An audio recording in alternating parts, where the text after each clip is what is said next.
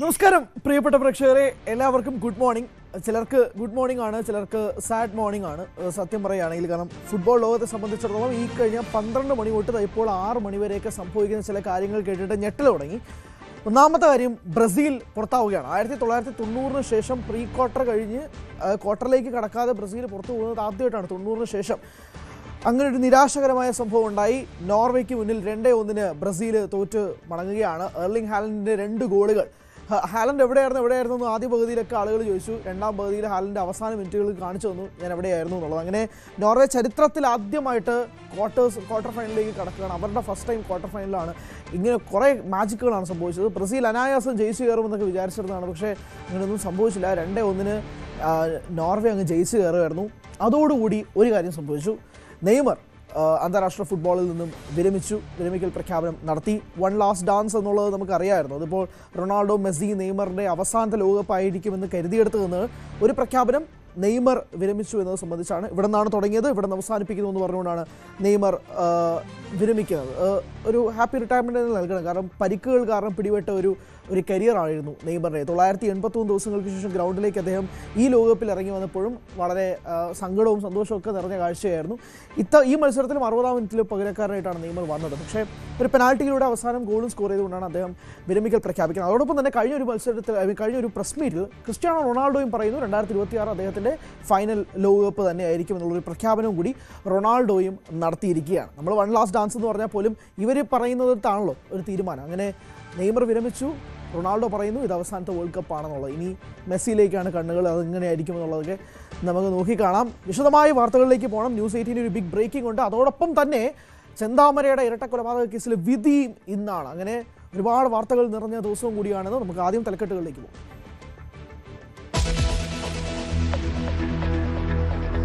ലോകകപ്പിന്റെ ക്വാർട്ടർ കാണാതെ ബ്രസീൽ പുറത്ത്. എർലിംഗ് ഹാലൻഡിന്റെ നോർവേയോട് തോറ്റത് 1-2 ഗോളുകൾക്ക്. 7 ഗോളുകളുമായി ഹാലൻഡ്, മെസ്സിക്കും എംബാപ്പയ്ക്കുമൊപ്പം ക്വാർട്ടർ കാണാതെ ബ്രസീൽ പുറത്താകുന്നത് 1990 ശേഷം ഇതാദ്യം. വിരമിക്കൽ പ്രഖ്യാപിച്ച് സുപ്രധാനം നെയ്മർ.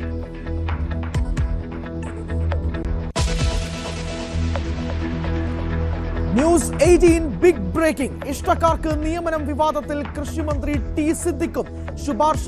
ഭാര്യയുടെ ബിസിനസ് പങ്കാളി പ്രണവ് ഹരിയെ അഡീഷണൽ പ്രൈവറ്റ് സെക്രട്ടറിയാക്കാൻ വയനാട്ടിലെ കോൺഗ്രസ് നേതാക്കൾ കടുത്ത പ്രതിഷേധത്തിൽ. മുഖ്യമന്ത്രിക്ക് മുന്നിൽ പരാതി പ്രളയം.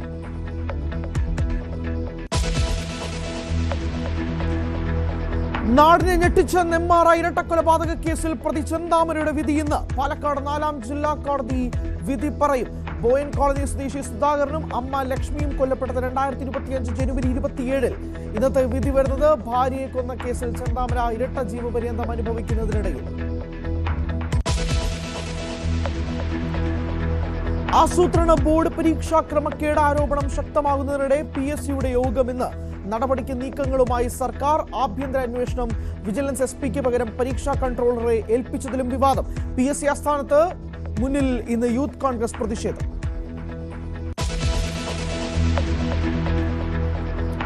ഉപനേതാവിനെ തീരുമാനിക്കാനാവാത്ത പ്രതിസന്ധിക്കിടെ LDF യോഗം ചേരാൻ തിരക്കിട്ട നീക്കം. സമാധാനത്തിൽ പോകുന്നതിനിടെ CPIയെ പ്രകോപിപ്പിച്ച് പിണറായി വിജയന്റെ പ്രസ്താവന. പരസ്യമായ അതൃപ്തി പ്രഖ്യാപിച്ച CPI നേതൃത്വം ഈ ആഴ്ച തന്നെ യോഗം ചേർന്നേക്കും.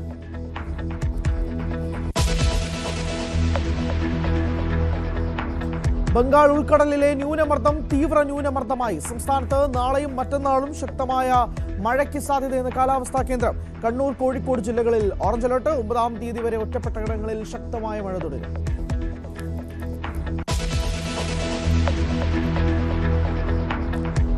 സംഭാവന തട്ടിപ്പ് വിവാദത്തിനിടെ ശ്രീരാമ ജന്മഭൂമി തീർത്ഥക്ഷേത്ര ട്രസ്റ്റ് യോഗം ഇന്ന്.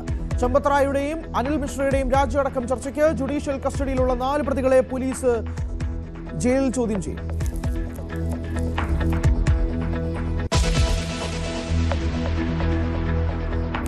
പ്രധാനമന്ത്രിയുടെ ത്രിരാഷ്ട്ര സന്ദർശനത്തിന് ഇന്ന് തുടക്കം. സന്ദർശിക്കുന്നത് ഇന്തോനേഷ്യ, ഓസ്ട്രേലിയ, ന്യൂസിലൻഡ് രാജ്യങ്ങൾ. ലക്ഷ്യം ആക്ട് ഈസ്റ്റ് നയത്തിലൂടെ പൗരസ്ത്യ രാജ്യങ്ങളുമായുള്ള ബന്ധം ശക്തമാക്കാൻ.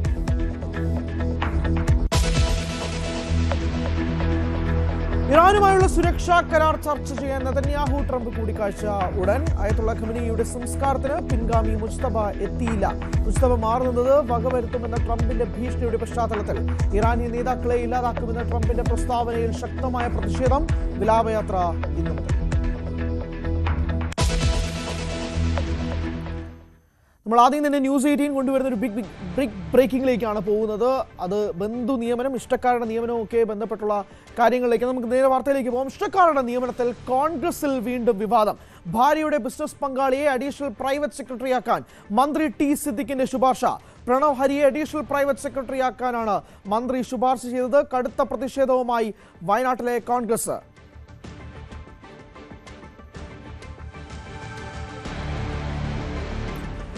വി വി അരുണുണ്ട് വാർത്തയുടെ വിശദാംശങ്ങളുമായി. വി വി അരുൺ തന്നെയാണ് ഈ വാർത്ത ബ്രേക്ക് ചെയ്യുന്നത്. അരുൺ, നമ്മൾ അറിയാം കോൺഗ്രസിൽ ഈ ബന്ധു നിയമനവുമായി ബന്ധപ്പെട്ട് കുറച്ചധികം നാളുകളായി നടക്കുന്നു. സണ്ണി ജോസഫിന്റെ കാര്യത്തിൽ നമ്മൾ കണ്ടതാണ് എന്താണ് സംഭവിച്ചതെന്നുള്ളത്. ഇപ്പോൾ ടി സിദ്ദിഖിനും ഇപ്പോൾ ഈ ഒരു ഇഷ്ടക്കാരുടെ നിയമനത്തിലേക്ക് നീങ്ങുകയാണ്. വിശദാംശങ്ങൾ എങ്ങനെയാണ്?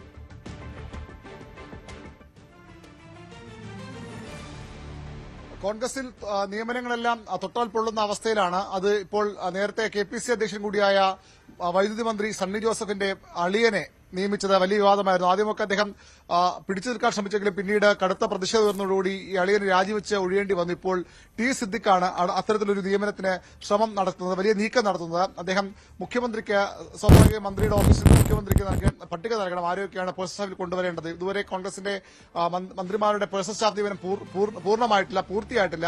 അവിടെയാണ് സിദ്ദിഖിന്റെ ശുപാർശ വിവാദമാകുന്നത്. അദ്ദേഹം നിയമിക്കാൻ ശ്രമിക്കുന്നത് അദ്ദേഹത്തിന്റെ ഭാര്യയുടെ ബിസിനസ് പങ്കാളിയാണ്. അതായത് അവരുടെ ഒരു company wise for facility management private limited എന്ന കമ്പനിയാണ്. അതിന്റെ പാർട്ണറാണ് പ്രണവ് ചുഴിക്കാട്ടു ഹരി. ഈ പ്രണവ് ഹരിയെയാണ് മന്ത്രി അഡീഷണൽ പ്രൈവറ്റ് സെക്രട്ടറി ആക്കണമെന്ന ശുപാർശ മുഖ്യമന്ത്രിക്ക് നൽകിയത്. അതിൽ വലിയ വിവാദമാണ് ഇപ്പോൾ കോൺഗ്രസിൽ ഉയർന്നു വരുന്നത്. കാരണം അദ്ദേഹം കോൺഗ്രസുമായി ബന്ധമുള്ള ആളാണെന്ന് നേതാക്കൾ സമ്മതിക്കുന്നു. പക്ഷേ കോൺഗ്രസ് സജീവ പ്രവർത്തകരോ അല്ലെങ്കിൽ ആ രീതിയിൽ പാർട്ടിക്ക് വേണ്ടി പ്രവർത്തിക്കുന്ന ആളോ അല്ല. വലിയ പ്രതിഷേധം കൽപ്പറ്റയിലെ നേതാക്കളടക്കം ഉയർത്തുന്നുണ്ട്. മുഖ്യമന്ത്രിയെ നേരിൽ കണ്ട് പരാതി പറഞ്ഞ യുവ നേതാക്കളുണ്ട്. DCCയുടെ പ്രധാനപ്പെട്ട നേതാക്കൾ തന്നെ പരാതിയുമായി മുഖ്യമന്ത്രിയുടെ ഓഫീസിൽ എത്തിയിട്ടുണ്ട്. നിരവധി പരാതികൾ ഇതിനകം മുഖ്യമന്ത്രി VD സതീശൻ ലഭിച്ചു കഴിഞ്ഞു. ഇത്തരം നിയമനങ്ങൾ അനുവദിക്കാനാകില്ല. അളിയന്മാരെയും അതുപോലെ തന്നെ ഭാര്യയുടെ ബിസിനസ് പങ്കാളികളെയും ഒന്നല്ല പേഴ്സണൽ സ്റ്റാഫിൽ എടുക്കേണ്ടത്. കഴിഞ്ഞ 10 വർഷം കോൺഗ്രസിന് വേണ്ടി സമരം ചെയ്ത കോൺഗ്രസ് പ്രവർത്തകരുണ്ട്, യൂത്ത് കോൺഗ്രസ് പ്രവർത്തകരുണ്ട്, KSU പ്രവർത്തകരുണ്ട്. അവരെയൊക്കെ പേഴ്സണൽ സ്റ്റാഫിൽ എടുക്കണമെന്ന ശക്തമായ ആവശ്യമാണ് കോൺഗ്രസിൽ നിന്ന് ഉയരുന്നത്. കൽപ്പറ്റയിലെ നേതാക്കൾ വലിയ അമർഷത്തിലാണ്. ആ പരാതികൾ ശക്തമായതിനെ തുടർന്നാണ് ഇപ്പോൾ മുഖ്യമന്ത്രി ഈ ഫയൽ പിടിച്ചുവച്ചിരിക്കുന്നത്. ഇതിൽ ഇതുവരെയും തീരുമാനം മുഖ്യമന്ത്രി കൈക്കൊണ്ടിട്ടില്ല. പക്ഷേ വലിയ സമ്മർദ്ദം സിദ്ദിഖിന്റെ ഭാഗത്തുനിന്ന് ഇപ്പോഴും ഈ നിയമനവുമായി ബന്ധപ്പെട്ട് ഉണ്ടാകുന്നുണ്ട്. അല്ല അരുൺ, അത് തന്നെയാണല്ലോ ഇപ്പോൾ നമ്മൾ ഈ കഴിഞ്ഞ 10 വർഷത്തെ കാലത്തേക്ക് സംസാരിക്കുമ്പോഴേക്കും അടികൊണ്ട, പ്രതിഷേധിച്ച, സമരം ചെയ്ത KSU നേതാക്കൾ ഉൾപ്പെടെയുള്ളവരുണ്ട്. അവരെയൊക്കെ പരിഗണിക്കണമെന്നുള്ള ആവശ്യം ഈ സണ്ണി ജോസഫുമായി ബന്ധപ്പെട്ടുള്ള സമയത്ത് തന്നെ വന്നതാണ്. അപ്പോൾ സഹോദരി ഭർത്താവ്, അദ്ദേഹത്തിന് അളിയനാണല്ലോ ആ സമയത്ത് നിയമനം നൽകാനുള്ള നടപടികളുമായി മുന്നോട്ട് പോയത്. പക്ഷേ അത് വീണ്ടും ആവർത്തിക്കുന്നു എന്നുള്ളതാണല്ലോ നമ്മൾ ഇതിൽ നിന്നും മനസ്സിലാക്കുന്നത്. ഈ പ്രതിഷേധം വയനാട്ടിലെ കോൺഗ്രസ് ഉന്നയിക്കുന്നത് എങ്ങനെയാണ്? ഇപ്പൊ മുഖ്യമന്ത്രിക്ക് പരാതി നൽകുമെന്ന് പറയുമ്പോൾ പോലും മറ്റൊരു കടുത്ത നീക്കത്തിലേക്ക് നീങ്ങാനുള്ള സാധ്യതകൾ കാണുന്നുണ്ടോ?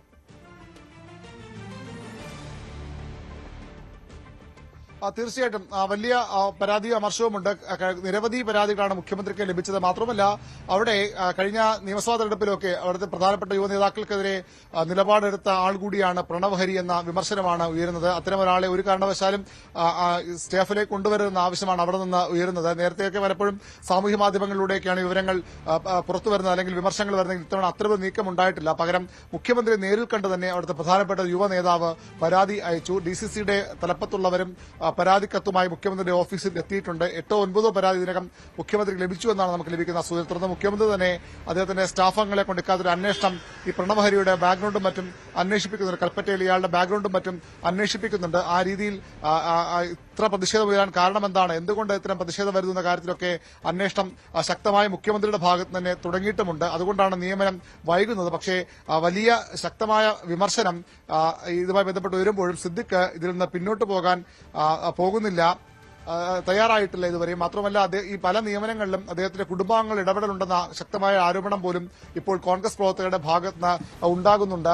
അതുതന്നെയാണ് ഇതിൽ ഏറ്റവും പ്രധാനപ്പെട്ട കാര്യവും. മന്ത്രിയുടെ ഓഫീസ് പ്രവർത്തനം തുടങ്ങി ഒരു മാസം പോലും പിന്നിടുന്നതിന് മുമ്പ് അദ്ദേഹത്തിന്റെ കുടുംബാംഗങ്ങളിൽ നിന്ന് ഇതിൽ വലിയ ഇടപെടലുകൾ ഉണ്ടാകുന്നു എന്ന ആരോപണവും പരാതിയും കോൺഗ്രസ് പ്രവർത്തകർക്കുണ്ട്. അതാണിപ്പോൾ ഇത്തരത്തിലൊരു പരാതി മുഖ്യമന്ത്രിക്ക് അടുത്തേക്ക് തന്നെ എത്താൻ ഇടയായത്. അതും വളരെ പ്രധാനപ്പെട്ട ഒരു പോസ്റ്റിനാണ്. അഡീഷണൽ പ്രൈവറ്റ് സെക്രട്ടറിമാർ 3 നില വരെ മാത്രമേ ഒരു മന്ത്രിക്ക് നിയമിക്കാൻ കഴിയൂ. അത്തരം ഒരു പോസ്റ്റിലാണ് ഈ ഒരു ബിസിനസ് പങ്കാളിയെ, ഭാര്യയുടെ ബിസിനസ് പങ്കാളിയെ നിയമിക്കാൻ ഇപ്പോൾ മന്ത്രി തീവ്ര ശ്രമം നടത്തുന്നത്. പക്ഷേ ഇതുവരെയും അതിൽ മുഖ്യമന്ത്രി വഴങ്ങിയിട്ടില്ല എന്നാണ് നമുക്ക് അറിയാൻ കഴിയുന്നത്.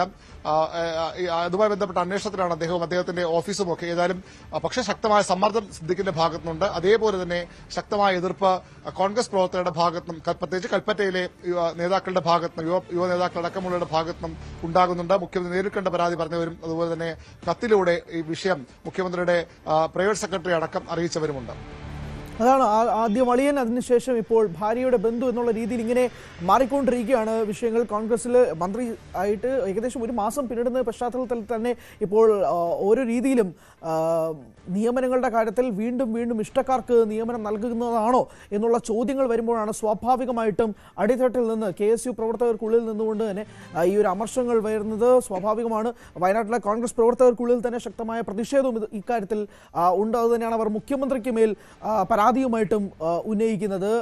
ആവശ്യക്കാർക്ക്, അളിയന്മാർക്ക്, ഉറ്റ ആളുകൾക്കൊക്കെ തന്നെ ഇതുപോലെ അഡീഷണൽ പ്രൈവറ്റ് സെക്രട്ടറി എന്ന പദവി നൽകുമ്പോൾ അത് ദുരുപയോഗം ചെയ്യുന്നു. അത് കിട്ടേണ്ടവർ പാർട്ടിക്കുള്ളിൽ തന്നെ ഉണ്ട്, അവർക്ക് നൽകാതെ ഇതുപോലെ ഭാര്യയുടെ ബിസിനസ് പങ്കാളിക്കും അളിയനുമൊക്കെ നിയമനം നൽകുമ്പോഴാണ് ഇവിടെ സ്വാഭാവികമായിട്ടും ഇവിടെ പ്രശ്നങ്ങൾ ഉയരുന്നത്. മുഖ്യമന്ത്രിക്ക് മുന്നിൽ പരാതിയായിട്ട് വന്നിട്ടുണ്ടെങ്കിൽ പോലും ഇതുവരെ മന്ത്രി ടി സിദ്ദിഖിന്റെ ഭാഗത്തു നിന്നും ഇതുമായി ബന്ധപ്പെട്ട് ഒരു തരത്തിലുമുള്ള നിലപാടോ ഇതിൽ നിന്നൊരു മാറ്റമോ ഉണ്ടായിട്ടില്ല എന്നുള്ളതും വളരെയധികം ഞെട്ടിപ്പിക്കുന്നതാണ്. അരുൺ, സ്വാഭാവികമായിട്ടും ടി സിദ്ദിഖ് ഈ വാർത്തയിൽ പ്രതികരിക്കുമെന്നാണ് നമ്മൾ പ്രതീക്ഷിക്കുന്നത്. എന്നാലും ഈ നിയമനവുമായി ബന്ധപ്പെട്ട് ഇതുവരെ അതിൽ നിന്നും പിന്നോട്ട് പോയിട്ടില്ല എന്നുള്ളത് രസകരമായ കാര്യമാണ്. കാരണം മുന്നിലൊരു ഉദാഹരണമുണ്ട്.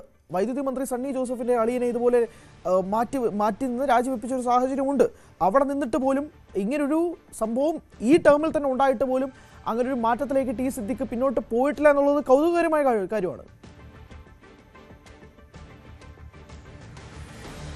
തീർച്ചയായിട്ടും വലിയ പ്രശ്നങ്ങൾ കോൺഗ്രസിന്റെ പേഴ്സണൽ സ്റ്റാഫ് നിയമനവുമായി ബന്ധപ്പെട്ട് ഇപ്പോഴും നിലനിൽക്കുകയാണ്. പല മന്ത്രിമാർക്കും, ഉദാഹരണത്തിന് ബിന്ദു കൃഷ്ണൻ അടക്കമുള്ളവർ കഴിഞ്ഞ ദിവസം പോലും പ്രൈവറ്റ് സെക്രട്ടറി ആയിട്ടില്ല. പല മന്ത്രിമാർക്കും മറ്റ് സ്റ്റാഫുകളുടെ കാര്യത്തിലും തീരുമാനമായിട്ടില്ല. പലതും ഇത്തരം തർക്കങ്ങൾ കാരണമാണ് നീണ്ടുപോകുന്നത്. ഒന്നുകിൽ ബന്ധുക്കൾ നിയമിക്കാനുള്ള ശ്രമം, അല്ലെങ്കിൽ പാർട്ടി പ്രവർത്തകരല്ലാത്ത, പാർട്ടി പാരമ്പര്യമില്ലാത്തവരെ നിയമിക്കാൻ ശ്രമിക്കുന്നു എന്ന പ്രവർത്തകരുടെ പരാതി. ഈ പരാതിയിലൊക്കെയാണ് നിയമനം നീണ്ടുപോകുന്നത്.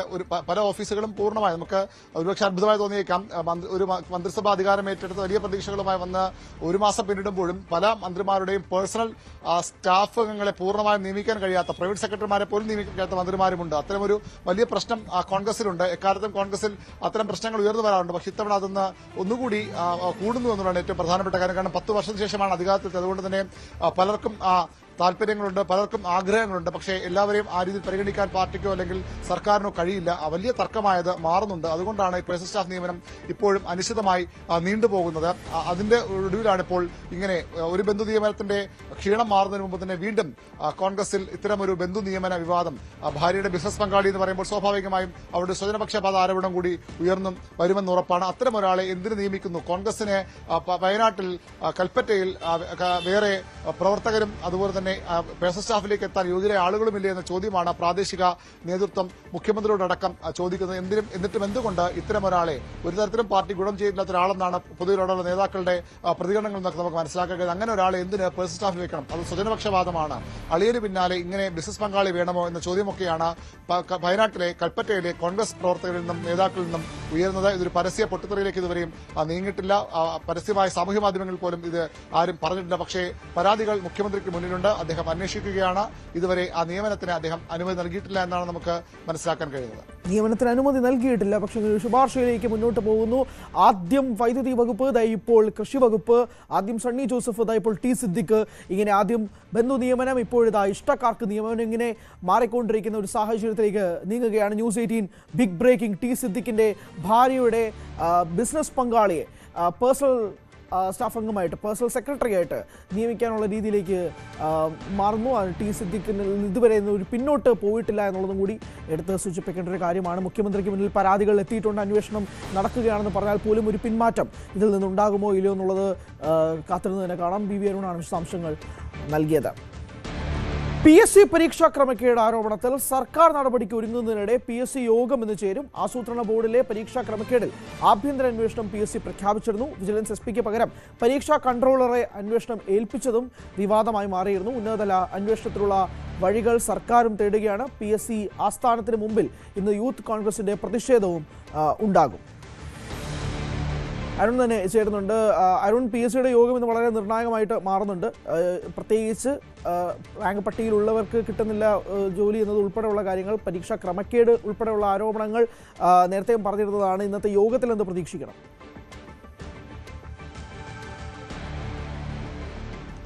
ആസൂത്രണ ബോർഡിലെ ചീഫ് നിയമനമാണ് വിവാദമായത്. പരീക്ഷ എഴുതിയ ആളുകളുടെ 51 മാർക്ക് വാല്യൂ ചെയ്യാതെ പോയി എന്നുള്ളതാണ് വിവാദമായത്. അത് ഇഷ്ടക്കാർക്ക് വേണ്ടി അവിടെ നടത്തിയ നീക്കമെന്ന വിമർശനം ഉയർന്നു വന്നു. തുടർന്ന് PSC അക്കാര്യം പരിശോധിച്ചു. അവിടെ വീഴ്ച വന്നിട്ടുണ്ട് എന്ന വിലയിരുത്തൽ PSC നടത്തുകയും മൂല്യനിർണ്ണയം വീണ്ടും നടത്താൻ തീരുമാനിക്കുകയും ചെയ്തു. പക്ഷേ അതൊരു ക്ലറിക്കൽ എറർ മാത്രമായാണ്. ഏതെങ്കിലും തരത്തിൽ ആസൂത്രിതമായ ഒരു അട്ടിമറിയായോ അല്ലെങ്കിൽ അത്തരം പ്രശ്നമായോ PSC കാണുന്നില്ല. പകരം അവർ ഒരു ക്ലറിക്കൽ മിസ്റ്റേക്കായാണ് കാണുന്നത്. ഏതായാലും അത് അന്വേഷണം ആരംഭിച്ചിട്ടുണ്ട്. PSC വാർത്താക്കുറിപ്പിലൂടെ കഴിഞ്ഞ 29-ാം തീയതി പറഞ്ഞത് ഇതിൽ തെറ്റുപറ്റിയിട്ടുണ്ട്. അതുകൊണ്ട് തന്നെ അത് PSCയുടെ ആഭ്യന്തര വിജിലൻസ് അന്വേഷിക്കുമെന്നുള്ളതാണ്. സാധാരണഗതിയിൽ ആഭ്യന്തര വിജിലൻസ് അന്വേഷണം അവിടെ SP പോലീസ് ഉദ്യോഗസ്ഥനായ SP റാങ്കിലുള്ള ഉദ്യോഗസ്ഥരുണ്ട്. ആ അന്വേഷണമാണ് അതിന് പ്രതീക്ഷിക്കപ്പെട്ടത്. പക്ഷേ അവിടെ നടന്നത് ഈ ആഭ്യന്തര വിജിലൻസിന്റെ കൺവീനർ പരീക്ഷാ കൺട്രോളറാണ് അന്വേഷിക്കുന്നത്. ആരും പോലീസ് അന്വേഷണം ഉണ്ടാകും അല്ലെങ്കിൽ പോലീസ് SP അന്വേഷിക്കുമെന്ന് ആരും പറഞ്ഞിട്ടില്ല. ആഭ്യന്തര വിജിലൻസ് മാത്രമേ പറഞ്ഞിട്ടുള്ളൂ. അതിനെ മാധ്യമങ്ങൾ തെറ്റായി വ്യാഖ്യാനിച്ചതെന്ന വിലയിരുത്തലാണ് ഇപ്പോൾ PSCയുടെ ഭാഗത്തുണ്ടായത്. ഏതായാലും ഇത് അന്വേഷണത്തിൽ വെള്ളം ചേർക്കാനാണെന്ന വിമർശനം ഉയർന്നു വന്നു കഴിഞ്ഞു. ഇത് മാത്രമല്ല, ഈ ആസൂത്രണ ബോർഡിലെ ചീഫ് നിയമനങ്ങൾ മാത്രമല്ല, KAS കേരള അഡ്മിനിസ്ട്രേറ്റീവ് സർവീസ്, അതുപോലെ തന്നെ ഇൻഫർമേഷൻ അസിസ്റ്റന്റ് പരീക്ഷകളിലൊക്കെ ക്രമക്കേട് നടത്തുമെന്ന വിമർശനങ്ങൾ ഉയർന്നു വരുന്നു. നിരവധി പരാതികൾ ഇതുമായി ബന്ധപ്പെട്ട മുഖ്യമന്ത്രിക്ക് ലഭിച്ചിട്ടുണ്ട്. യൂത്ത് കോൺഗ്രസിന്റെ സംസ്ഥാന അധ്യക്ഷൻ കൂടിയായ മന്ത്രി ജനീഷ് ഇത് പരാതിയുമായി മുഖ്യമന്ത്രിയെ സമീപിച്ചു. അതുകൊണ്ട് തന്നെ ഇതൊരു ഉന്നതതല അന്വേഷണത്തിനുള്ള സാധ്യത ഉണ്ട്. വളരെ സെൻസിറ്റീവ് വിഷയമാണ്. ഒരു മന്ത്രിസഭാ യോഗത്തിൽ ചർച്ചയ്ക്ക് വന്നതാണ്. അന്ന് തന്നെ മുഖ്യമന്ത്രി പറഞ്ഞത് ഇത് അങ്ങനെ വിട്ടുകളയാൻ കഴിയുന്ന വിഷയമല്ല, കൃത്യമായ പരിശോധനകൾ ഉണ്ടാകും. പക്ഷേ PSC ഭരണഘടനാ സ്ഥാപനമാണ്. അവരുടെ അധികാരപരിധിയിലേക്ക് കടന്നു കയറി എത്രത്തോളം അന്വേഷണം നടത്താൻ കഴിയുമെന്ന സംശയം സർക്കാരിനുണ്ട്. അതുകൊണ്ട് മുഖ്യമന്ത്രിയുടെ ഓഫീസിൽ നേരത്തെ ഒരു നിയമോപദേശം തേടിയിരുന്നു. കഴിഞ്ഞ ദിവസം ആഭ്യന്തരമന്ത്രിയും ഈ വിഷയത്തിൽ ഇടപെട്ടു. അദ്ദേഹവും നിയമോപദേശം തേടിയിട്ടുണ്ട്. വിജിലൻസിന് ഈ വിഷയം പരിശോധിക്കാമെന്ന് തന്നെയാണ് വിജിലൻസിന്റെ ഉന്നത ഉദ്യോഗസ്ഥർ ഇപ്പോൾ വ്യക്തമാക്കുന്നത്. ഏതായാലും ആ നിയമോപദേശത്തിന് ശേഷം വൈകാതെ സർക്കാർ തല അന്വേഷണം ഉണ്ടാകും. മറ്റന്നാൾ ചേരുന്ന മന്ത്രിസഭാ യോഗത്തിൽ ഇതുമായി ബന്ധപ്പെട്ട് നിർണായക തീരുമാനങ്ങൾക്ക് സാധ്യതയുണ്ട്. ഇന്ന് PSC യോഗം ചേരും. ഇപ്പോൾ വിവാദങ്ങളുടെ പശ്ചാത്തലം പരിശോധിക്കും. തങ്ങളുടെ ഭാഗത്ത് ക്ലറിക്കൽ മിസ്റ്റേക്ക് വന്നു, അത് പരിശോധിക്കുന്ന അപ്പുറത്തേക്ക് ഈ അന്വേഷണത്തിൽ ഒരു തരത്തിലുള്ള ഇടപെടൽ നടത്തിയിട്ടില്ല, വെള്ളം ചേർത്തിട്ടുള്ള നിലപാടാണ് PSCക്ക് ഉള്ളത്. ഏതായാലും ആ വിഷയം ചർച്ചയാകും. എന്തെങ്കിലും തുടർ നീക്കങ്ങൾ PSC നടത്തുമോ എന്ന് ഇന്നറിയാം. ഏതാണ്ട് ഉച്ചയ്ക്ക് 1 മണിയോടുകൂടി PSC യോഗം അവസാനിക്കും. അപ്പോൾ അതുമായി ബന്ധപ്പെട്ട നിർണായകമായ വിവരങ്ങൾ ലഭിക്കുമെന്നാണ് പ്രതീക്ഷിക്കുന്നത്. രാവിലെ 10 മണി മുതൽ യൂത്ത് കോൺഗ്രസിന്റെ പ്രതിഷേധ സമരം PSC ആസ്ഥാനത്തിന് മുന്നിലുണ്ട്. വലിയ യുവാക്കളെ ബാധിക്കുന്ന വിഷയമാണ്. PSC ഏറ്റവും അധികം യുവാക്കൾ, ലക്ഷക്കണക്കിന് വരുന്ന യുവാക്കളും അവരുടെ കുടുംബാംഗങ്ങളും ഒക്കെ ഏറ്റവും പ്രതീക്ഷയോട് കൂടി കാണുന്ന ഒരു ഭരണഘടനാ സ്ഥാപനമാണ്. ചിലപ്പോഴൊക്കെ ഇതിന്റെ ആരോപണങ്ങൾ ഉയർന്നു വന്നാലും PSCയുടെ വിശ്വാസ്യത പൂർണ്ണമായും നശിച്ചിട്ടില്ല. അതുണ്ടാകാതിരിക്കുന്ന നടപടികളാണ് സർക്കാരിന്റെ ഭാഗത്ത് ഇപ്പോൾ ഉള്ളത്. ഏതായാലും വലിയ ആശങ്ക ഉണ്ടാകുന്ന ചില കാര്യങ്ങൾ PSCയുമായി ബന്ധപ്പെട്ട് സംഭവിക്കുന്നു എന്നത് വാസ്തവമാണ്. അതിന്റെ എന്താണ് സംഭവിച്ചതെന്ന കാര്യത്തിൽ ആസൂത്രിതമായ ഗൂഢാലോചനയാണോ അല്ലെങ്കിൽ ഈ PSC പറയും പോലെ അവകാശപ്പെടും പോലെ ഒരു ക്ലറിക്കൽ മിസ്റ്റേക്ക് മാത്രമാണെന്ന കാര്യത്തിലൊക്കെ അന്വേഷണം മറുപടി നൽകും. ഏതായാലും നിർണായകമായ PSC യോഗം ഇന്ന് രാവിലെ ആരംഭിക്കും. PSC യോഗം ഇന്ന് ആരംഭിക്കും. അതിനുശേഷം തുടർന്നുള്ള നടപടികൾ തീരുമാനിക്കും. സർക്കാർ തല അന്വേഷണവുമായി ബന്ധപ്പെട്ടുള്ള കാര്യങ്ങളും മന്ത്രിസഭാ യോഗത്തിന് ശേഷം തീരുമാനമുണ്ടാകും എന്നാണ് മനസ്സിലാക്കുന്നത്. വി അരുണാണ് വിശദാംശങ്ങൾ നൽകിയത്. ബ്രസീൽ പുറത്ത്. ഫുട്ബോൾ ഇൻ അസോസിയേഷൻ വിത്ത് മേത്തർ ഈഗിൾ FC കേരള.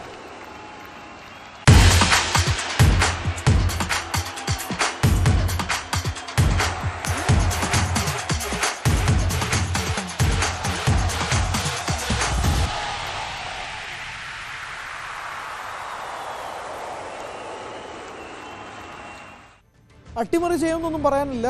2-1 ഗംഭീരമായി നോർവേ ബ്രസീലിനെ തോൽപ്പിച്ചു. 5 വട്ടം ലോക ചാമ്പ്യന്മാരായ ബ്രസീലിനെ 1-2 ഗോളുകൾക്ക് നോർവേ ക്വാർട്ടർ ഫൈനലിലേക്ക് എത്തുന്നു. എർലിംഗ് ഹാലൻഡിന്റെ ഇരട്ട ഗോളുകളാണ് നോർവേക്ക് ചരിത്ര വിജയം സമ്മാനിച്ചിരിക്കുന്നത്. ഇഞ്ചുറി ടൈമിൽ നെയ്മർ ബ്രസീലിനായി ഒരു ഗോൾ മടക്കി നൽകിയെങ്കിലും കാനറികൾക്ക് രക്ഷയായില്ല. ചരിത്രത്തിൽ ഇതുവരെ ബ്രസീലിന് നോർവേ പരാജയപ്പെടുത്താനും കഴിഞ്ഞിട്ടില്ല.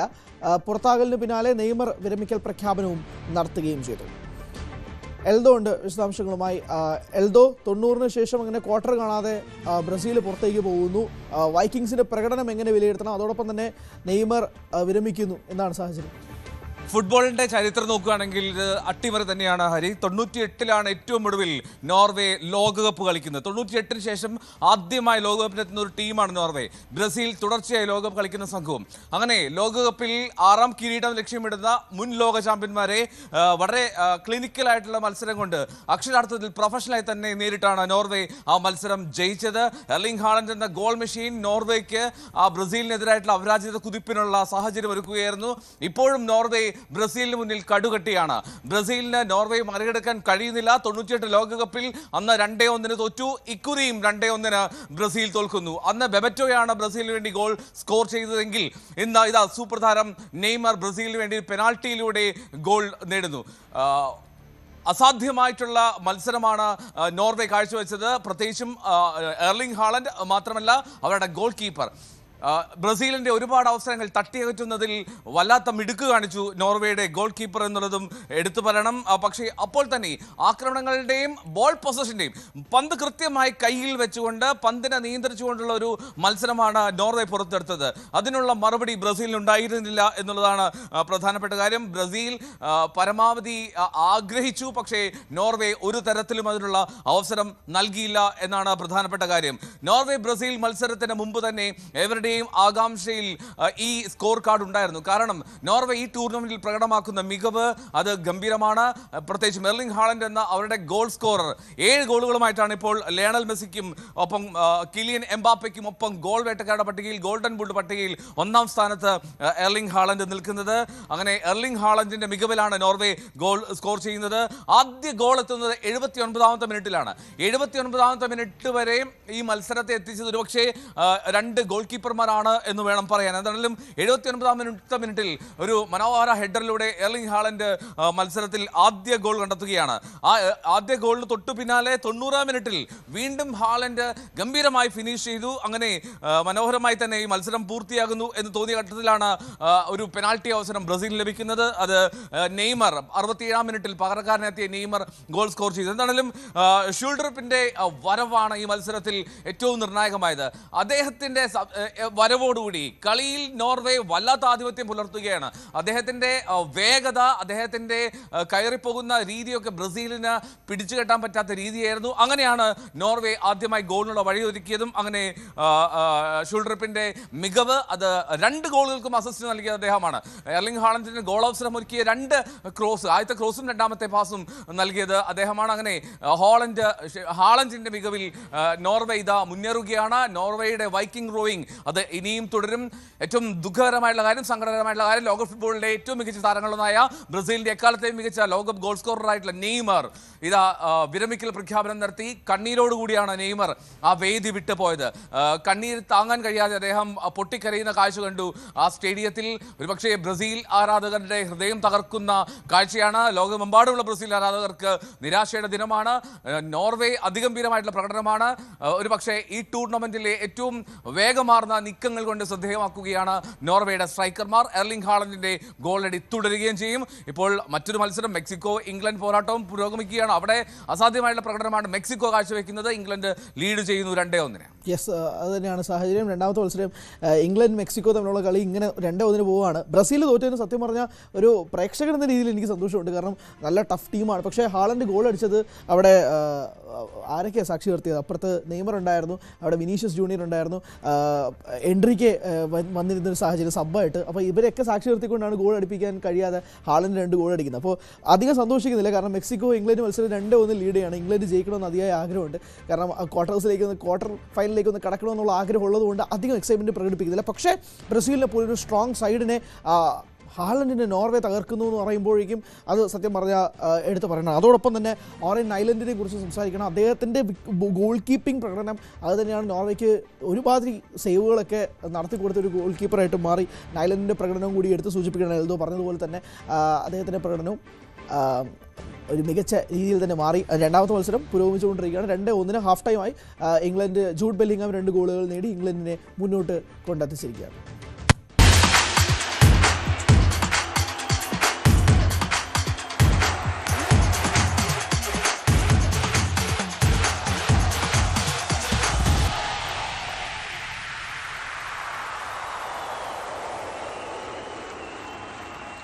ഫുട്ഗോളം ഇൻ അസോസിയേഷൻ വിത്ത് മേത്തർ ഈഗിൾ FC കേരള.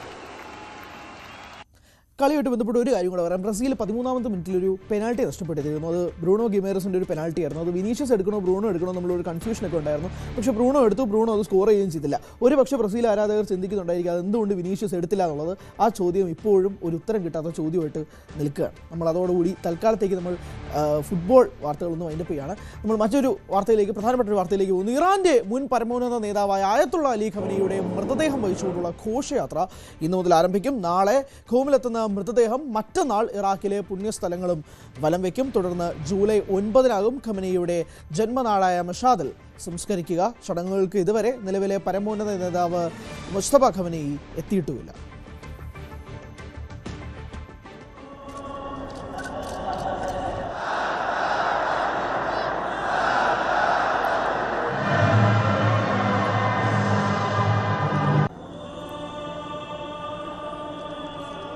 അജയ് സുധാപിച്ചുകൊണ്ട് വിശദാംശങ്ങളുമായി. അജയ്, വ്യാഴാഴ്ചയാണ് സംസ്കാരം എന്ന് മനസ്സിലാക്കുന്നു. അതോടൊപ്പം തന്നെ അവിടെ ചുറ്റും കൂടിയിരിക്കുന്ന ആളുകളൊക്കെ തന്നെ പറയുന്നത് revenge for America, revenge for Israel എന്ന് പറഞ്ഞുകൊണ്ടുള്ള മുറവിളികളും കാണാൻ സാധിക്കുന്നുണ്ട്. മുസ്തഫ ഇതുവരെ എത്താത്ത ഒരു സാഹചര്യം നമുക്കറിയാം. പ്രത്യേകിച്ച് അങ്ങനെ ഒരു ഭീഷണി ഉണ്ടാകുന്ന ഒരു സാഹചര്യം കൂടെ നിലനിൽക്കുന്ന ഒരു പശ്ചാത്തലത്തിൽ നിലവിൽ എങ്ങനെയാണ് സാഹചര്യം?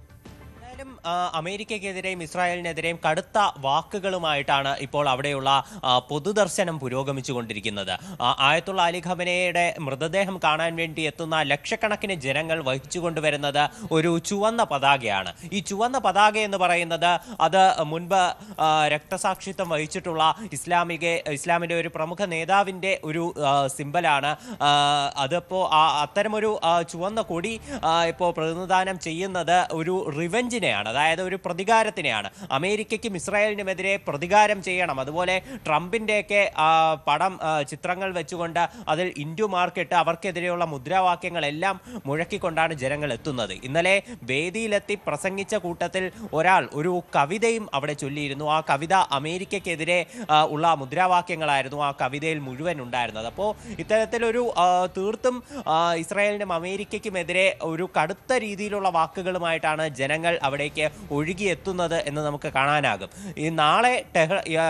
ഇന്ന് ടെഹ്റാനിൽ നിന്ന് മൃതദേഹം മറ്റ് സ്ഥലങ്ങളിലേക്ക് കൊണ്ടുപോയി തുടങ്ങും. ഇന്നാണ് മൃതദേഹം വഹിച്ചുകൊണ്ടുള്ള ഘോഷയാത്രാ ചടങ്ങുകൾ ആരംഭിക്കുന്നത്. ഇതിന്റെ ഭാഗമായിട്ട് ഇനി നാളെ ഈ മൃതദേഹം ഖോം എന്ന് പറയുന്ന ഇറാനിലെ മറ്റൊരു നഗരത്തിൽ എത്തിക്കും. അതിനുശേഷം മറ്റന്നാൾ ഇറാഖിലുള്ള മറ്റ് ചില പുണ്യസ്ഥലങ്ങൾ കൂടി മൃതദേഹം എത്തിക്കുന്നുണ്ട്.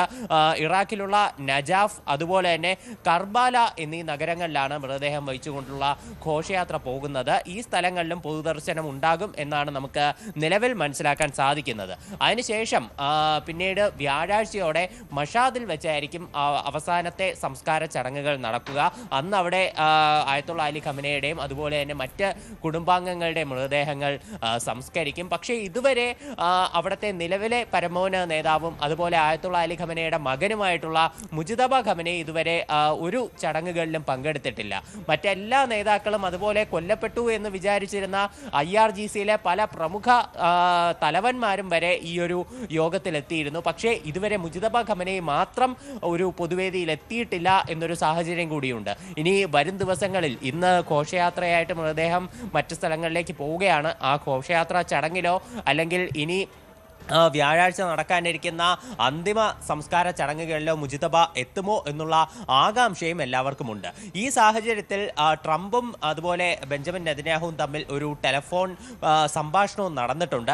ഇതിൽ ഈ ഇറാന്റെ സാഹചര്യം ഉൾപ്പെടെ പല കാര്യങ്ങളും ചർച്ചയായിട്ടുണ്ടെന്നാണ് വിവരം. ഇനി വരുന്ന ആഴ്ചയിൽ ബെഞ്ചമിൻ നെതന്യാഹു ട്രംപിനെ കാണുമെന്നും അദ്ദേഹം കഴിഞ്ഞ ദിവസം മാധ്യമങ്ങളെ കണ്ടപ്പോൾ അറിയിച്ചിട്ടുണ്ട്. അതുപോലെ ഇസ്രായേലിന്റെ ഭാഗത്ത് നിന്ന് ഇറാന് നേരെ കടുത്ത കടുത്ത ഭീഷണിയും നിലനിൽക്കുന്നുണ്ട്. അപ്പോൾ ഈ ഒരു സാഹചര്യത്തിൽ കൂടിയാണ് മുജിതബ പൊതുവേദിയിൽ എത്താത്തത് എന്നുള്ള അഭ്യൂഹം കൂടിയുണ്ട്. അതുപോലെ ലെബനനിൽ ഇപ്പോഴും ആക്രമണം തുടർന്നുകൊണ്ടിരിക്കുന്ന ഒരു പശ്ചാത്തലം കൂടിയുണ്ട്. ഇനി ഈ മൃതദേഹം വഹിച്ചുകൊണ്ടുള്ള ഇറാനിലുള്ള ഈ ഘോഷയാത്ര ഇന്ന് ആരംഭിക്കുമ്പോൾ മറ്റ് ചില ഒരു സുരക്ഷാ ഭീഷണി കൂടി നിലനിൽക്കുന്നുണ്ട്. അത് അവിടുത്തെ പൊതുജനങ്ങളുടെ ഭാഗത്തു നിന്നാണ്. ഒരു ആൾക്കൂട്ട ദുരന്തം ഉൾപ്പെടെ ഉണ്ടാകുമോ എന്നുള്ള ആശങ്കയുണ്ട്. മുൻപ് 1989-ലും 2020-ലും സംഭവിച്ച അങ്ങനെ ചില അനിഷ്ട സംഭവങ്ങളൊക്കെ അവിടെ സംഭവിച്ചിട്ടുണ്ട്. അപ്പോൾ അത് ഒഴിവാക്കാൻ ആവശ്യമായിട്ടുള്ള സുരക്ഷാ ക്രമീകരണങ്ങൾ കൂടി നിലവിൽ ഇറാനിൽ ഒരുക്കി വരുന്നൊരു സാഹചര്യമുണ്ട്. അല്ല അജയ്, അത് തന്നെയാണല്ലോ ഇപ്പോൾ ഇസ്രായേൽ വീണ്ടും ഒരു ആക്രമണം നടത്തുന്ന ഒരു സാഹചര്യം, ലെബനനിലെ സ്ട്രൈക്ക് ചെയ്യുന്ന ഒരു സാഹചര്യം ഉണ്ടല്ലോ. പ്രത്യേകിച്ച് ഈ ഒരു വെടിനിർത്തൽ സാഹചര്യത്തിലാണ് ഇസ്രായേലിന്റെ ഈ ഒരു ആക്രമണം എന്നതും കൂടി എടുത്തു പറയേണ്ടതാണല്ലോ. തീർച്ചയായിട്ടും അവിടെ ഇപ്പോഴും ഒരു ആക്രമണം തുടർന്നുകൊണ്ടിരിക്കുകയാണ്. കഴിഞ്ഞ ദിവസം ഉൾപ്പെടെ അവിടെ ഇസ്രായേൽ ഒരു വ്യോമാക്രമണം നടത്തുന്ന സാഹചര്യമുണ്ടായിരുന്നു. അപ്പോൾ ഈ ഒരു അവസ്ഥയിൽ എങ്ങനെയൊക്കെയാണ് മുന്നോട്ടുള്ള ഒരു പോക്ക് എന്നുള്ളത് തീർച്ചയായിട്ടും ഒരു ആശങ്കാജനകമായിട്ടുള്ള കാര്യമാണ്. ഇപ്പോൾ ട്രംപ് കഴിഞ്ഞ ദിവസം മാധ്യമങ്ങളെ കണ്ടപ്പോൾ പറഞ്ഞത് ഈ പ്രൊസീജിയേഴ്സ്, അതായത് ഈ സംസ്കാര ചടങ്ങുകൾ അവസാനിക്കുന്നത് വരെ ഇറാന് നേരെ യാതൊരുവിധ ആക്രമണവും നടത്തില്ല, അതുപോലെ ചർച്ചകളും അതിനുശേഷം പുനരാരംഭിക്കും എന്ന് തന്നെയാണ് ട്രംപ് പറഞ്ഞിട്ടുള്ളത്. പക്ഷേ ഈ ലെബനനിലുള്ള കാര്യം ഇപ്പോഴും ഒരു സങ്കീർണമായിട്ട് തന്നെ തുടർന്നുകൊണ്ടിരിക്കുകയാണ്.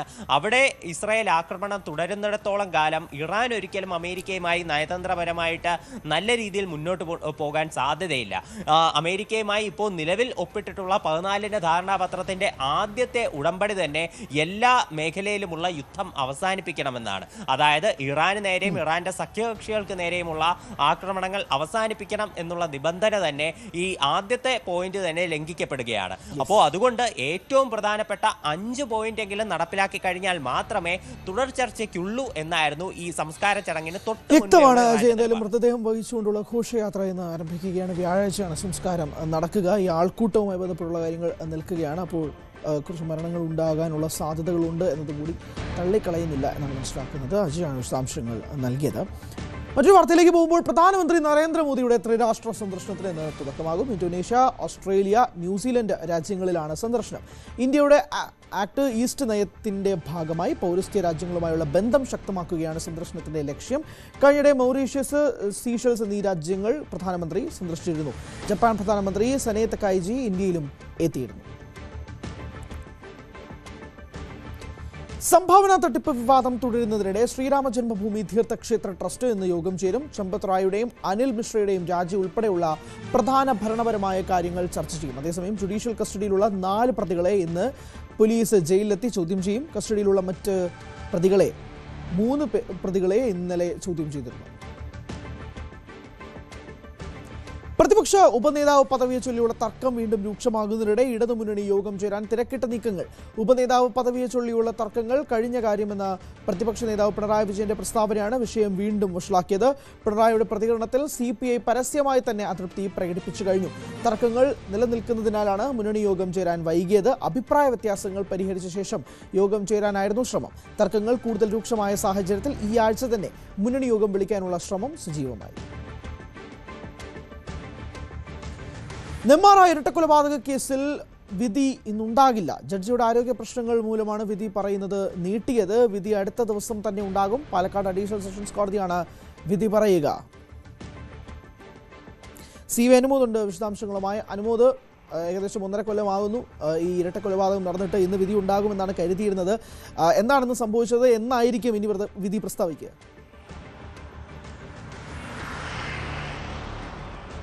Hari, good morning.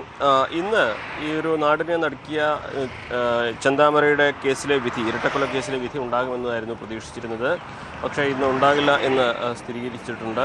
അതായത് ജഡ്ജിയുടെ ആരോഗ്യ പ്രശ്നങ്ങൾ കാരണം കേസ് അടുത്ത ദിവസത്തേക്ക് മാറ്റിയെന്ന വിവരമാണ് ലഭിച്ചിട്ടുള്ളത്. അതുകൊണ്ട് തന്നെ ചെന്താമരയെ ഇന്ന് കോടതിയിലേക്ക് കൊണ്ടുവരില്ല എന്ന് പോലീസും അറിയിച്ചിരിക്കുന്നു. കഴിഞ്ഞ ദിവസങ്ങളിൽ വാദം പൂർത്തിയായ ശേഷം ഏറ്റവും വേഗത്തിൽ വിധി പറയും എന്നായിരുന്നു വ്യക്തമാക്കിയിരുന്നത്. ഇന്ന് വിധി പ്രസ്താവം ഉണ്ടാകുമെന്ന കണക്കുകളിൽ തന്നെയായിരുന്നു. നമുക്കറിയാം 2025 ജനുവരി 27-നാണ് നാടിനെ നടുക്കിയ ഈ ഒരു ഇരട്ടക്കൊലപാതകം നടക്കുന്നത്. സുധാകരനെയും അമ്മ ലക്ഷ്മിയെയും ചെന്താമര, അയൽവാസിയായ ചെന്താമര വെട്ടിക്കൊലപ്പെടുത്തുകയായിരുന്നു. അതിനു മുമ്പ് 6 വർഷം മുൻപ് സുധാകരൻ്റെ ഭാര്യ സജിതയെയും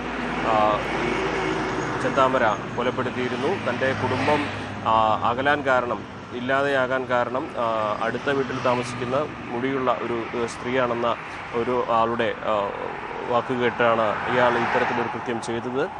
അന്ധവിശ്വാസിയായിരുന്നു ഇയാൾ. തുടർന്ന് ഈ 2019 ഈ കൊലപാതകത്തിന് ശേഷം ഇയാൾ ജയിലിലായിരുന്നു. പക്ഷേ ജാമ്യ വ്യവസ്ഥ ലംഘിച്ചുകൊണ്ട് ഇയാൾ നെന്മാറ എത്തി ഇവിടെ അയൽവാസിയായിരുന്ന ഇസ്തഹാറിനെയും അമ്മ ലക്ഷ്മിയെയും കൊലപ്പെടുത്തുന്ന ഒരു സാഹചര്യമായിരുന്നു ഉണ്ടായിരുന്നത്. നാട്ടുകാർക്കെല്ലാം വലിയ പേടിയാണ് ഈ ചെന്താമരയുടെ കാര്യത്തിലൊക്കെ തന്നെ ഉള്ളത്. ഇപ്പോൾ ഇരട്ടക്കൊല കേസിൽ ഇനി ഒരിക്കലും ആൾ പുറത്തിറങ്ങാൻ കഴിയാത്ത രീതിയിലുള്ള ശിക്ഷ, പരമാവധി ശിക്ഷ, വധശിക്ഷ തന്നെ നൽകണമെന്ന ആവശ്യമാണ് പരക്കെ ഉയരുന്നത്.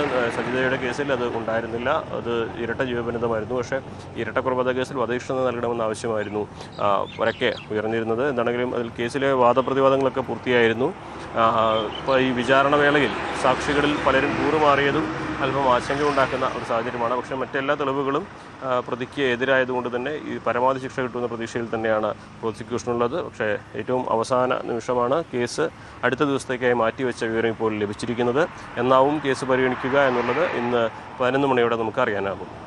വ്യക്തമാണ് എന്നാണ് കേസ് പരിഗണിക്കാമെന്ന് സംബന്ധിച്ച് ഇന്ന് വ്യക്തമാകുമെന്നാണ് മനസ്സിലാകുന്നത്. ജഡ്ജിയുടെ ആരോഗ്യ പ്രശ്നങ്ങൾ കാരണമാണ് വിധി മാറ്റിവെച്ചിരിക്കുന്നത്. CV അനുമോദാണ് വിശദാംശങ്ങൾ നൽകിയത്. മഴയുടെ വാർത്തകളിലേക്കാണ് ഇനി പോകുന്നത്. വടക്ക് പടിഞ്ഞാറൻ ബംഗാൾ ഉൾക്കടലിൽ ന്യൂനമർദ്ദം തീവ്ര ന്യൂനമർദ്ദമായി മാറി. ഇതേ തുടർന്ന് സംസ്ഥാനത്ത് നാളെയും മറ്റന്നാളും ശക്തമായ മഴ പെയ്യാൻ സാധ്യതയുണ്ടെന്നാണ് കേന്ദ്ര കാലാവസ്ഥാ വകുപ്പിന്റെ പ്രവചനം.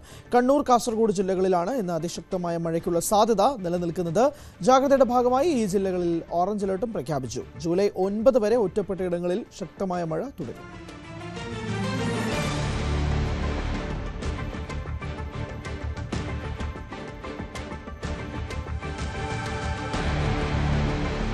അബ്ദുൾ റഹീമിന്റെ മോചനത്തിനായി രൂപീകരിച്ച ട്രസ്റ്റിന്റെ ബാക്കി ഫണ്ട് വിനിയോഗിക്കുന്നതിൽ സാങ്കേതിക തടസ്സങ്ങളെന്ന് ഭാരവാഹികൾ. അബ്ദുൾ റഹീം അസിസ്റ്റൻസ് കമ്മിറ്റി എന്ന പേരിൽ ട്രസ്റ്റ് രൂപീകരിച്ച് നടത്തിയ ക്രൗഡ് ഫണ്ടിങ്ങിലൂടെ ആകെ 48.36 കോടി രൂപയാണ് ലഭിച്ചത്. ഇതിൽ ദിയാധനം നൽകിയ തുക കഴിച്ച് ബാക്കി 12 കോടിയിലധികം രൂപ 2 അക്കൗണ്ടുകളിലായി ബാക്കിയുണ്ട്. ഇന്ത്യയിൽ പിരിച്ച പണം വിദേശത്തേക്ക് കൈമാറിയതിനാൽ ഇൻകം ടാക്സ് നോട്ടീസ് ലഭിച്ചു. ഇൻകം ടാക്സ് ഡിപ്പാർട്ട്മെന്റിന്റെ അനുമതി ലഭിച്ചാൽ ഫണ്ട് റിലീസ് ചെയ്യുന്നതിൽ തീരുമാനമെടുക്കും. അതുവരെ ഫണ്ട് സുതാര്യമായി സൂക്ഷിക്കുമെന്നും ഭാരവാഹികൾ അറിയിച്ചു.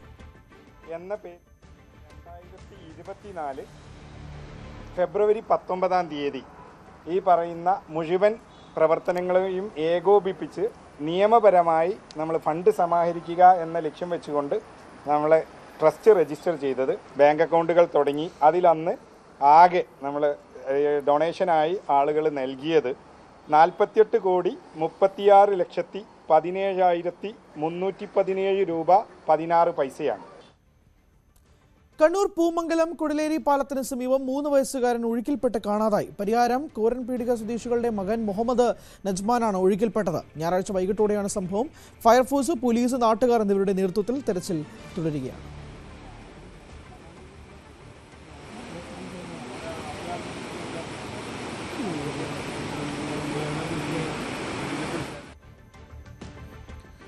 നെയ്യാറ്റിൻകര കാഞ്ഞിരംകുളത്ത് യുവാവിനെ കുത്തിക്കൊന്നു. കണ്ണറവിള സ്വദേശി മനുവാണ് കൊല്ലപ്പെട്ടത്. മദ്യലഹരിയിലെത്തിയ സംഘമാണ് കുത്തിയത്. കണ്ണറവിളക്ക് സമീപമായിരുന്നു കത്തിക്കുത്ത്.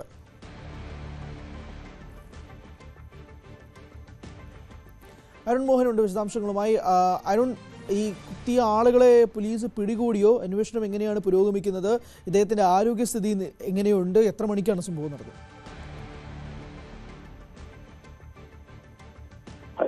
ഇന്നലെ രാത്രി 10:30 ഈ ഒരു സംഭവം ഉണ്ടാകുന്നത്. ഈ പറയുന്ന കാഞ്ഞിരകുളം സ്വദേശിയായ മനു ആണ് കൊല്ലപ്പെട്ടത്.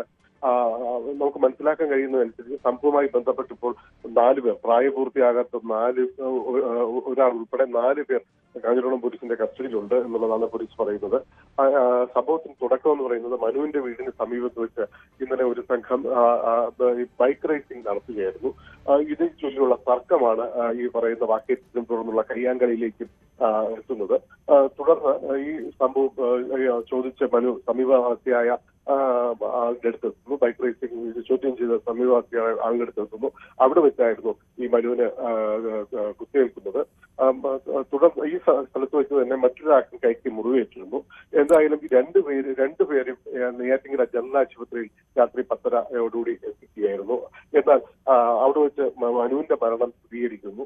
ഇതറിഞ്ഞ എതിർകക്ഷികളുമായി പരസ്പരം വീണ്ടും അവിടെ ആശുപത്രിക്കടി അകത്ത് വെച്ചും കയ്യാങ്കളിയിൽ ഏർപ്പെടുകയായിരുന്നു. അവിടെ വെച്ചും രണ്ടുപേരെ പോലീസ് കസ്റ്റഡിയിലെടുത്തിട്ടുണ്ടെന്നാണ് നമുക്ക് മനസ്സിലാക്കാൻ കഴിയുന്നത്. ഇപ്പോൾ ഈ പറയുന്ന മനുവിന്റെ മൃതദേഹം നെയ്യാറ്റിൻകര ജനറൽ ആശുപത്രിയിലാണുള്ളത്.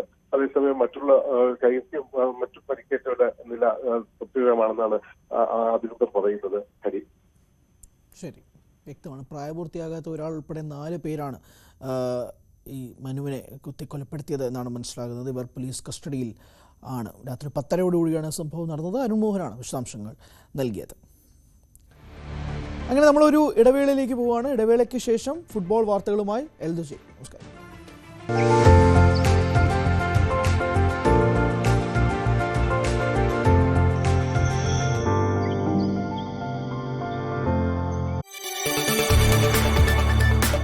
കൂടുതൽ വാർത്തകൾക്ക് news 18 Keralam YouTube channel subscribe ചെയ്യുക.